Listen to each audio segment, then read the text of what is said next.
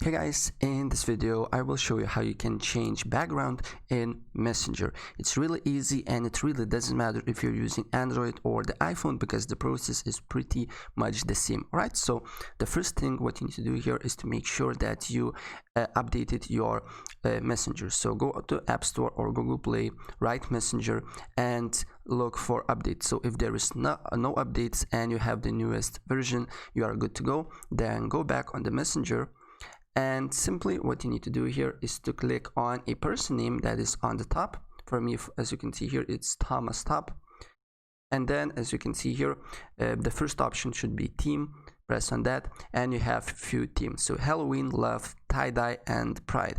So press on whatever theme you want. And as you can see here, the background is changed. So I know if you see right, but for me, as you can see here, it's a spider web on the background with the Halloween. And also if you want to change to tie-dye, for example, as you can see here, it's like a blue dye on a background. And if you change to a love, as you can see here, it's a little background with a heart, right? So that's pretty much it. That's how you can change background on Messenger. So guys, if I help you out, please press like button and subscribe for more. Take care. Bye.